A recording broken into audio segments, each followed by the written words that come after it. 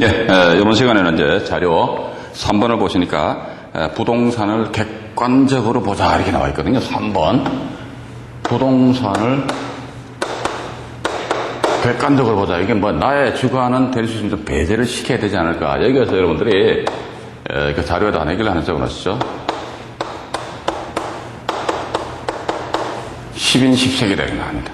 10사람이면 10사람 다 틀립니다. 여기 봐가지고 어떤 분들은 그래, 야, 저 동네 별로 마음에 안 들어. 그런데 또 어떤 분들은, 야, 저 빌라 저거 마음에 안 들어. 아파트 저거 마음에 안 들어. 이렇게 이야기를 하곤 하는데, 그런데 그런 물건이 또 마음에 들어 하는 사람들이 있단 말이죠. 저는 그렇게 봅니다. 그런 측면에서 나의 어떤 주관이 개입되가 내가 주관적으로 하지, 야, 저거 안 좋다. 좋다. 이렇게 판단 내리기보다는 객관적인 측면에서 그 부동산을 바라봐야 되지 않을까 하는 그런 생각을 가지게 됩니다. 이 자료에는 말이죠. 지금 제가 다세대 주택, 저는 항상 강의할 적에 이게 사실 그래요. 이런 뭐 일반 시중에 나와 있는 경매 책자라든지 아니면 또 이런 그 강좌, 다른 강좌를 보게 되면은 뭐 경매를 통해가지고 말이지 몇백억짜리 받아가지고 뭐 리모델링 해가지고 말이지 200억 남았네, 300억 남았네. 이런 것은 제가 볼 때는 그 어떤 피부에 와닿지 않는다더라. 그런데 제가 볼 때는 일반 소시민 입장에서 봐가지고 다세대 말이죠. 어떻게 보면 참 좋습니다, 이게. 투자 대상으로서 어떻게 자기 자금 크게 많이 안 들이고 해서 비교적 말이죠. 좀 큰 돈을 벌 수가 있는 그런 물건들이 있을 수 있단 말이죠. 그런데 대체적으로 다세대 주택하면 X, 그런데 왜 X냐? 제가 볼 때는 O다 이거죠. 그 어떤 물건 봐가지고 이 다세대 주택도 말이죠. 지난 시간에 제가 뭐 말씀드렸습니다. 이 부동산 시장은 뭐 양극화 현상이 앞으로도 극명하게 더 드러날 것이다. 그런데 이 최근에 낙찰된 사례입니다. 어디냐? 송파구 마천동이에요, 마천동. 송파구 마천동 쪽에 빌라가 경매 시장에 나왔어요. 이게 대지 지분이 몇 평이냐? 그러니까 대지 지분이 6평이고, 요 내용은 지금 저희가 우리 사례 분석할 때 한번 제가 포함시키는 것 같습니다. 대지 면적이 6평에다가 전용 면적이 몇 평이더라 보니까 이게 약 한 11평 정도 됩니다. 그리고 법원에서 제시한 1차 감정 가격이 얼마더라? 그러니까 9,500 정도. 그런데 이 물건의 1차 기일날이 언제? 그러니까 2005년 9월 5일이니까 요건 아마 2005년 8월 31일 날 정부의 831 대책 이후에 낙찰된 거란 말이죠. 9월 5일 날 낙찰됐는데 이게 얼마에 낙찰되었다더라. 이게 여러분들 놀래지 마십시오. 이게 얼마에 낙찰됐냐. 그러니까 1억 7,888만 원에 낙찰이 되었다더라. 이렇게 나옵니다. 그러니까 우리가 통상적으로 빌라, 그러니까 이게 참 이 부동산 공부는 이게 뭐 좀 경매 투자를 해보신 분들은 이해를 하실 거예요. 그런데 초보자 입장에서 말이죠. 야, 그 뭐 우리 동네 살다 보니까 빌라 그 뭐 중개업소 내놔도 팔리지도 않고 그런데 그 뭐 빌라 그거 되겠어. 그런데 이게 빌라란 말이에요. 이게 94년도 보존됐습니다. 이게 94년도에 보존 등기됐다고 하면 이게 참 10년 넘었잖아요. 그죠? 10년 넘고 대지 지분이 6평이다. 그런데 이게 뭐 큰 메리트가 있겠느냐. 그런데 이게 9,500만 원인데 이렇게 그건 뭐 2배, 그건 한 200%가 거기에 낙찰이 된 것 같아요. 그죠? 그러니까 경매 시장은 이게 이런 예를 보더라도 극명하게 양극화 현상이 나타난다. 그러니까 이런 투자자 입장에 이런 경우는 아마 제가 볼 때는 재테크 측면에서 왜냐면요. 이 동네가 나중에 뭐 송파 신도시 해가지고 뭐 보상이 이루어진다 했을 경우 아마 이 정도의 가치가 이 정도 또 이상의 가치를 느꼈기 때문에 이 금액이 섰겠죠. 그죠? 그걸 뭐, 이 정도 이상의 어떤 가치가 형성이 안 되는데도 불구하고 이 금액 썼다면 이 사람 바보다 저는 그렇게 봅니다. 그러나 아마도 이 금액 이상의 어떤 미래에 대한 어떤 가치가 보장이 되기 때문에 아마 이런 금액을 썼지 않겠느냐 그런 생각을 가진단 말이에요. 이게 역시 양극화 현상이 극명하다더라. 다세대 같은 경우에 있어서도 일반 뭐 역세권 내 소재한다 그런 게 뭐 전세를 놓아가지고 내 어떤 수익, 투자 금액을 회수하는 그런 물건도 있고, 아니면 조금 전에 제가 말씀드렸던 것처럼 향후 미래의 어떤 그 지역이 개발이 된다더라. 개발이 될 걸 예상을 해서 입찰한다. 그럼 분명히 다 입찰 금액이 다 틀립니다. 그러니까 전세를 기준한다 하게 되면은, 이게 또 자료에 나와 있습니다만, 전 자료를 광진구 쪽으로 잡아놨습니다만은, 전세 같은 경우는 뭐다 법원에서 재생 감정가 2억이다. 그러면 이게 대체적으로 한 1억 3천 내지 한 1억 한 4천만 원 선에서 낙찰이 되거든요. 근데 이게 전세가 얼마다 1억 1천 내지 1억 2천 잘 받으면 1억 3천까지 전세가 나올 수 있습니다. 그럼 어떤 면에서 보면은 내 돈 한 1, 2천만 원, 2, 3천만 원 드리고 나서 어떻게 빌라 한 채 사가지고 전세로 놓고 여기에 또 보니까 전세 놓는다 할지라 전세 수요가 많이 발생될 것인가 아닌가 그것도 따져봐야 될 거 아닙니까? 전세 수요하니까 대체적으로 뭡니까 이제 지하철 역세권에 소재하느냐 또 보니까 거기 뭐 주차, 물론 이제 빌라 같은 게 주차가 가능하겠죠, 그죠? 주차가 가능하느냐. 또는 보니까 그 주변에 초등학교, 중학교, 고등학교가 있느냐. 또는 보니까 여성분들 입장에서 재래시장이 인접해 있느냐. 여기에 따라가지고, 때로는 무슨 내 전세를 놓더라도 이걸 뭐, 저 중개업소에다 매물로 내놓게 되면 이게 또 매물로 빨리 소화가 될 수가 있는 그런 물건이 되거든요. 그러니까 이게 사전에, 그렇게 제가 최시간에도 말씀드렸습니다. 뭐다 경매 투자를 하면서 일단 1차적으로 뭘 선택하자. 물건, 투자 대상, 물건을 선택하고 나서 다음에 2차적으로 권리분석해 버리자는 거. 그런 측면에서 여러분들이 나아가시는데 개발이다 하게 되니까 이런 경우는 뭐다. 법원의 제시한 감정을 팍팍 무시해 버리고, 입찰을, 한다더라. 뭐 이런 식으로 나와 있고. 여기 자료에는 보면 제가 경매로 취득했을 경우와 일반 매매로 취득했을 경우 다 세대입니다. 했을 경우에 어떤 게 더 유리한 부분인지. 물론 경매로 취득하게 되면 때로는 봐서 거기 사는 사람 쫓아내는 데서 조금 신경을 써야 돼요. 근데 그 정도 신경 써야 되고, 그것도 내 신경 쓰기 싫다 그러면 어떻게 경매 투자 안 하면 간단하게 끝나버린단 말이죠. 그러나 그런 부분은 경매를 함에 있어서 극히 자연스러운 현상이다. 여러분들 그렇게 받아들이셔야 돼요. 그렇게 받아들이셔야 되지. 아이고 임차인 무서워 내보내는데 아이고 뭐 어떡하지. 그런 생각하시는 분들은 경매 투자 못하십니다. 그런 측면에서 1번에 자료 보시니까 경매로 취득했을 경우, 또 2번은 일반 매매로 취득했을 경우 해가지고 제가 나름대로 계략적이지만은 과연 어떤 부분이 더 유리한지. 어차피 부동산 그렇지 않습니까? 이것도 제가 입버릇처럼 말씀드립니다. 경매를 통해서 내 부동산 취득하든 아니면 일반 매매를 통해서 부동산을 취득하든 내 그 부동산 천년만년에 가지고 있을 거 아니잖아요. 그죠? 언젠간 내가 치고 빠져나와야 된다. 팔고 나와야 된다. 그런데 경매를 취득했을 경우 상대적으로 2억짜리 1억 한 3, 4천만 원에 취득이 된다더라. 그런데 일반 매매 같은 경우는 뭐다? 분양가 얼마? 2억 가까이 육박된다더라. 그러면 경매를 통해서 이 정도 싸게 낙찰을 받게 되면은 나중에 내가 이걸 매각을 할 적에는 어떻게 조금 분양가보다 낮은 금액으로 중개업소 내놓게 되면 소위 금매가 해가지고요. 금매가 해가지고 이게 소화가 상대적으로 잘 됩니다. 여러분들 이게 경매를 통해가지고 이런 거 이렇게 낙찰 받는데 만약에 매매가 안 된다 그러면 저한테 연락 주십시오. 제가 팔아드릴게요. 그죠? 그거는 일단 왜 제가 이렇게 자신을 하냐면 이게 결국은 뭐다 이게 경매를 통해서 부동산을 취득하지만 그 부동산의 그 거래 흐름 이것도 여러분들 알아놓으셔야 됩니다. 거래 내지 흐름을 간파한다는 것은 어디를 통해서 그러니까 중개업소를 통해서 저는 그렇게 본단 말이죠. 쓸데없이 벼룩시장 이런 데 접근하지 마시고 그러니까 일정 수수료를 조금 더 많이 지급하는 한이 있더라도 그 중개업소를 최단도 활용을 하시다 보면은 그때는 돈이 보여요. 소탐대실이라 해가지고 조그마한 부분에 신경 쓰다 보면 큰 걸 잃어버린다는 거. 그건 여러분들 명심하시고. 또 이제 3번 자료에 보시니까 뭐 자루형 토지 뭐 이렇게 나왔잖아요. 그죠? 자루형 토지 이 부분에 대해서도 제가 우리 실전 사례 제가 표시를 해놨습니다만 과연 자루형 토지는 뭐냐? 그러니까 맑은 땅이 자루같이 생겨요. 요겁니다. 요거. 이 과연 좋나 안 좋나? 그러니까 객관적으로 봐가 땅 모양새가 참 그렇게 이쁘게 생기진 않았잖아요. 그러니까 이게 X다. 근데 과연 우리가 이걸 과연 진짜 X로 해야 될 필요가 있겠는가? X가 아닌 왜 X로 만약에 투자 대상에서 X가 왜 X인가? 이런 측면에서 우리가 또 고민을 해봐야 될 것 같습니다. 고정관념을 타파하자라 깨부셔야 됩니다. 10인 10적이나 말이에요. 내가 봤을 때 X인데 남이 봤을 때 X가 아닌 그런 물건들이 있을 수 있다. 제가 보는 관점에서는요. 지구상에 있는 모든 부동산은 다 이쁘다 저는 그렇게 봅니다. 과연 그 부동산을 어떤 식으로 사람이 활용하느냐 그에 따라 가지고 달라질 따름이라는 거. 그러니까 현재 상태만 놓고 봐서는 조금 무리가 있지 않겠는가 하는 그런 생각을 가지게 됩니다. 그래서 4번에 보시니까 정리해가지고요. 권리분석에 너무 얽매이지 말고 낙찰 후에 뭐다 이게 낙찰 후에 그 부동산을 어떤 식으로 써먹을 것인가 부동산에 대한 활용 방안입니다. 이런 측면에서 여러분들이 자꾸 연구를 하셔야 되지 않을까. 그런데 대체적으로 초보자들이 보면은 우는 뭐다. 그러니까 그런 뭐 쓸데없는 맨날 권리 분석에 소액임 차이인데 얘는 과연 얼마를 배당받을 것인가.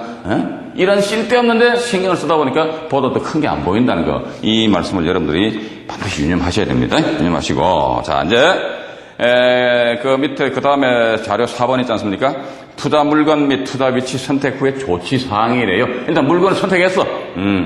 물건 선택했다 이게. 그 다음에 내가 어떻게 조치해야 될 것이냐니까 1번에 보니까 뭐 권리 분석 나와 있잖아요. 권리 분석 옆에다가 여러분들 뭐 다들 아시겠습니다만 이게 말소 기준 권리 요거 하나만 적어 놓으십시오. 근데 우리 경매 사건에 있어요. 말소 기준 권리는 거의가 다 뭐가 건저당권이 말소 기준 권리에 해당된다더라. 그 간혹 가다가 가압류 등기 간혹 가다가 가등기 중에서도 뭐 어떤 가등기, 담보 가등기, 또 이제 마지막으로 판결문 등 채무명의 집행권한에 의해서 채무자 명의 재산 지배돼서 임의 경매가 아닌 강제 경매 신청하는 경우가 있거든요. 강제 경매 기입 등기. 예. 요 네 가지가 말소 기준 권리인데 이 중에서 제일 빠른 권리를 딱 잡아가지고 앞에 있는 권리는 인수요, 뒤에 있는 권리는 경매 결과 낙찰자와는 관계가 없다. 그런데 경매 사건이 있어요. 거의 가다 말소 기준 권리는 어떤 게 해당이 된다 하더라. 건전한권이 말소 기준 권리가 해당이 되는데 항상 이 원칙이 있다. 그럼 예외는 뭐 있습니까? 말소 기준 권리는 무관하게 무조건 낙찰자의 인수상으로 된다. 예외사항으로 무조건 인수되는 권리는 뭐지? 그러니까 첫 번째 뭐 있습니까? 말소 기준 권리를 따라가지고 예고 등기, 두 번째 뭐 있죠? 그죠?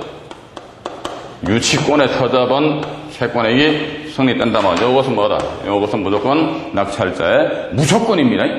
때로는 아니고 무조건 낙찰자 인수상이라는 거. 그 정도면 여러분들이 그 감을 잡으시면은 큰 무리는 없으실 거다. 그렇게 보시고요. 나머지는 지문 한번 읽어보십시오. 그리고 이쪽으로 오셔가지고 2번 보니까 물건 분석 나와 있잖아요. 물건 분석. 물건 분석 해가지고 내가 투자하고자 하는 그 물건 자체에 대해서 내가 어떻게 일단 일차적으로 선택을 하였다더라. 이래서 물건 분석에 1번에 보니까 경매법원을 방문하다. 당연하죠. 경매법원은 이제 경매 매각기일. 매각기일 7일 전에 법원에서는 첫 번째 자료에 나와 있습니다만 매각 물건 명세서, 두 번째가 현황 조사 보고서, 세 번째가 감정 평가서. 요 세 가지는 매각기일 일주일 전부터 해서 일반인들한테 경매법원에서 열람을 시켜줍니다. 이걸로 한번 개략적으로, 이거 여러분도 가서 확인해 보셔야 돼요. 물론 이런 내용도 대법원에서 이제 따따따.co.court.go.kr 거기로 들어가시면 이게 열람을 하실 수는 있어요. 그런데 경매법원 가셔가지고 이게 실물을 여러분들이 한번 확인을 또 해보시라는 겁니다. 그리고 여기 지문 밑에 맨 밑에 줄 보시게 되니까 감정평가서 같은 경우는 뭐를 확인하자? 이게 요겁니다. 요거 뭐 확인하자? 이게 감정사가 언제를 기점으로 해서 가격에 대한 뭐다? 이게 가격 시점입니다. 다른 거 보실 필요 없고 특히 이제 그 부동산 경기가 위축이 된단 말이죠. 부동산 경기가 위축이 된다더라. 요즘 그 부동산 시장의 상황에 대해서는 부동산 전문가들이 이런 이야기를 하더라고요. 태풍 전야랍니다. 태풍이 오기 전에 뭐가 옵니까? 비가 부실부실 오잖아요. 그죠?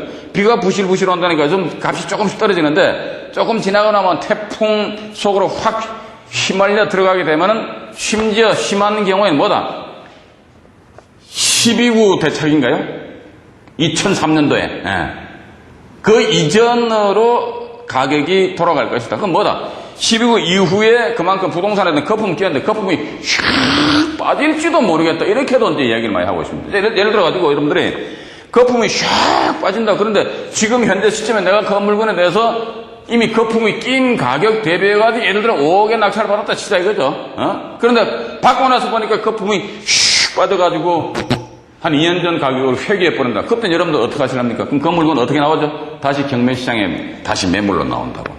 왜 나오는지 압니까? 경매 낙찰 받으면은 경매 잔금 은행에서 대출 받잖아요. 그죠? 대출 받는데 어머나 하룻밤 자고 나니까 1,000만 원, 2,000만 원 막 매가가 떨어지는 거야. 떨어지다 보면 결국은 어떻게 그 물건에 대한 메리트를 못 느끼니까 이거 만세 불러버리죠. 만세 부르면 어떻게 결국은 경매시장에 나와버리거든. 그럼 경매 통해가지고 내가 돈맛 좀 볼락 하다가 어떻게. 그러니까 여러분들 앞으로 말이지 이게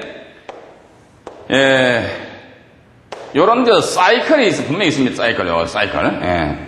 지금은 제가 볼 때는 이게 떨어지는 그런 시점이더라. 그러니까 이때일수록 지금은 떨어지는 시점인데 그럼 그 이전에 시절이 좋았던 시절에 감정사가 평가했다는 거예요. 그런데 내가 입찰하는 시점 언제? 감정평가가사가 평가했던 그 시점하고 경매 투자자가 입찰하는 시점 최소한 6개월 이상의 갭이 있습니다. 그러면 내가 오늘 지금 당장 입찰한다 그러면 이 감정사가 평가한 이 금액은 뭐다 이게? 6개월 전에 과거의 가격입니다. 맞죠? 현재의 가격이 아니잖아요. 그죠? 그럼 우리는 뭐다 이게? 과거의 가격을 참조해서 현재 경매 부동산에 입찰하는데 왜 입찰하지? 미래의 부동산에 대한 가치를, 그것도 상승되는 가치를 예상해서 현재 입찰한단 말이에요. 그런데 과거의 가격은 이렇게 높아. 현재는 가격이 떨어져. 그럼 이만큼 가격이 격차가 있다는 거죠. 이런 부분을 여러분들 감안하셔가지고요. 앞으로 이제 정부에서 발표하는 부동산 무슨 뭐 대책인지 뭔지 그런 거 있잖아요, 그죠? 그런 거 여러분들 예의주시 잘 하셔야 됩니다. 하셔가지고 봐서 이 폭풍 전야로서 비가 부실부실 온다 그러면 조금 몸을 이제 추스려야 되지 않을까 하는 그런 생각을 가지게 됩니다. 어쨌든 감정평가서는 뭐다 이게 가격 시점 요거 하나만 발랑보다는 거. 그리고 이번에 보시니까 이제 경매 물건에 대한 현장 방문 이렇게 나와 있지 않습니까? 경매 물건에 대한 현장도 한번 가서 여러분들이 직접 당연히 방문하셔야 됩니다. 예를 들면 빌라나 아파트다 그러면은 뭡니까 밑자의 본전이 그런 식으로 해요. 문을 똑똑 두들겨가지고 안에 내부 한번 봅시다. 문 두들겨 문 안 열어주면 어떻게 하면 됩니까? 안 열어주면 못 보는 거지 뭐. 그런 경우가 발생될지라도 어떻게 내가 일단 한번 두들겨 보자는 겁니다. 그죠? 그런 측면에서 안에 내부도 한번 확인해 보자는 거. 또 나아가서 아파트 같은 경우도 제가 뭐 이런 말씀도 수차 드렸습니다만은 예를 들어 10층, 20층 건물 중에 10층이 이 경매로 나왔다 하더라. 그러면 내가 1층에서 10층 바라보는 거, 10층에서 그것도 베란다 나가서 바깥에 전망 바라보는 거가 분명히 그 차이가 있을 거란 말이죠. 그렇기 때문에 그 인근 주변의 중개업소 등을 여러분들 방문하셔가지고 매매든 건매든 아니면 전세 물량이든 아니면 요즘 전세 물량이 귀하다고 그러냐 그러면 월세든 해가지고 뭐 9층이든 11층이든 10층이든 해가지고 그 라인 쪽으로 해서 물건 나온 게 있다면 그 같이 가서 한번 그 물건을 보자는 겁니다. 봐서 나름대로 10층에서 봤을 적에 전망이 과연 어떻게 될 것인가 그런 부분도 여러분들이 한번 체크 내지 점검을 하셔야 되고 여기 2번 경매 물건 현장 방문에 지문 밑에서 하나 둘 세 번째 밑에 세 번째 줄 있잖아요. 보니까 여기다 밑줄 하나 쫙 꺼내십시오. 참고로 부동산은 여자 입장에서 보는 것이 좋다. 남자들은 헛개비입니다, 솔직히. 뭐다 이게 부동산은 여자들 관점에서 여성들 중심으로 해서 봐야 됩니다, 그죠? 여성들 중심으로 해서. 왜냐면 어차피 남자들이 아침 일찍 출근했다가 저녁 늦게 또 술 한잔 먹고 나면 새벽 2시, 3시에 들어오잖아요, 그죠? 여성분들 하루 종일 집에서 나름대로 살림 등을 하시다 보면 여성 위주로의 어떤 접근을 해야 되지 않을까. 그래서 이것도 아마 제가 지난 시간에 말씀드린 걸로 기억이 나는데 여성 위주다 그러니까 첫째 시장이 있냐, 아니면 뭐 대형 할인마트가 있냐, 아니면 또 뭐 역세권 해가지고 지하철역이 있느냐, 아니면 또 주변에 좀 큰 병원이 있느냐 말이죠. 또 초등학교, 중학교, 고등학교 뭐 이런 게 있느냐, 아니면 또 나아가서 그 무슨 뭐 놀이터 뭡니까 어린이 대공원이라든지 아니면 또 그 주변에 간단하게 등산을 할 수 있는 그런 지역이 인근에 소재에 있느냐. 결국은 뭐다 이게 경매는 뭐다. 경매 시장 여기에 당장 경매 이게 물건 나왔지만은 요것만 우리는 바라볼 것이 아니고 최소한 이 주변에 대한 뭡니까 주변에 대한 지역 분석입니다. 주변 분석까지도 여러분들이 같이 병행하셔야 됩니다. 왜냐? 이래야지 뭐 내가 낙찰 받아가지고, 또 말씀드리네요. 이거는 천년만년 가지고 있는 게 아니란 말이죠. 그럼 어떻게, 내가 나중에 부동산 팔아먹는다면 어떻게? 내가 중개업소 내놨을 적에 그러한 매수자로 하여금 입지를 할 수 있는, 그래서 유혹할 수 있는 그런 요인들이 주변에 토진에 있는 여기에 따라서 집이 잘 팔린다 안 팔린다 이런 식으로 나와버린단 말이에요. 전세도 마찬가지입니다.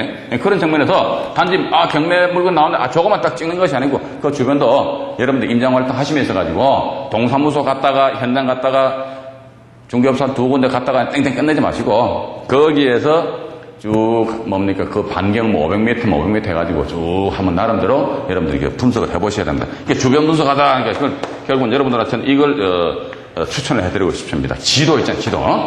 서든 가시게 되면 좀 두꺼운 지도책이 있습니다. 지도를 상당히 많이 보셔야 되지 않을까. 혹자는 또 이런 말씀들도 많이 하시잖아요, 그죠? 돈은 어디를 따라다닌다? 길 따라 돈이 흘러간대요. 길이란 것은 뭐 일반 자동차가 다니는 도로도 있을 것이고, 또 뭐 있습니까? 지하철, 그죠?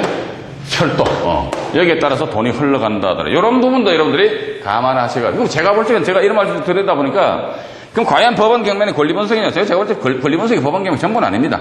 결국 뭐다 이게 그 부동산 그 자체에 대한 분석 및 그 주변 지역에 대한 분석 이렇게 여러분들이 나가셔야 된다는 거. 그래서 이번에 경매 물건 현장 방문은 여기서 간단하게 표시를 해놨습니다만은 요거 여러분들 아주 심도 있게 고민들 하시고 많이 연구를 하셔야 된다는 거. 그리고 3번 여기 보시니까 동사무소 당연하죠. 주거용 부동산이더라 하면 동사무소에 당연히 방문하셔야 됩니다. 하셔가지고 내 신분증하고 뭘 가져가면 됩니까? 경매 정보도 있잖아요, 그죠? 요걸 가지고 동사무소 가시게 되면은 어떻게 한다? 동사무소에서는 주소별 세대 열람 내역서를 전산으로 딱 출력을 합니다. 그런데 이 말씀은 제가 상가건물 임대차 보호법 강의할 적에 말씀드렸습니다만, 상가건물 임대차 보호법은 2002년 11월 1일부터 이제 시행이 됐는데 말이죠. 상가 임차인 같은 경우 대학 요건 해가지고 사업자 등록 신청하고 건물에 인도를 받으면 그 다음날부터 이 대학력이 인정이 됩니다. 그런데 보니까 그 상가 임차인이 사업자 등록 신청을 했는지 안 했는지는 주택처럼 말이죠. 동사무소가 가지고 주민등록에 대해서 이렇듯이 주소별 세대 열람 내역을 이런 걸 확인을 할 수 있는 그런 현재 상태에서는 제도적인 그런 장치가 없습니다. 그것은 제가 볼 때 좀 보완이 돼야 되지 않을까. 왜냐하면 예를 들자면은 2002년 11월 1일 이후부터 상가건물 임대차 보호법이 시행이 됐는데 2003년도에 1월 달에 A라는 임차인이 사업자 등록 신청했어요. 그러고 나서 그 뒤에 2003년도에 5월 달에 저당권이 설정되었다더라. 이런 식으로 나온단 말이죠. 그러면 이 사건에 있어 말소기준 권리 저당권 요것이 되다 보니까 결국은 이 말소기준 권리보다 A는 뭐다? 먼저 대항력을 갖춘 거 아닙니까? 그럼 결국 A라는 사람은 낙찰자의 인수상이 됩니다. 낙찰자의 인수상이 되는데 인수를 한다 이랬을 경우에 제가 기존 강의 시간에도 수차 말씀드렸습니다만은 이런 물건 대단히 좋다. 근데 단 전제 조건이 뭐죠? 이게 과연 이 사람이 얼마를 배당받을 것인가? 배당표 작성 이게 전제가 됩니다. 그러면 배당표를 작성하기 위해서는 이 사람이 언제 확정일자를 받았고 언제 사업자 등록 신청을 했고 그 사실관계를 내가 현재 알아야 되는데 현재까지입니다. 예, 현재까지는 이 임차인에 대한 조사 방법은 없습니다. 그게 보완이 돼야 된다는 거 일단 그 정도로 여러분들 아시고요. 자, 다음 시간에는 4번 중개업소 방문 이하 말씀을 드리겠습니다. 감사합니다.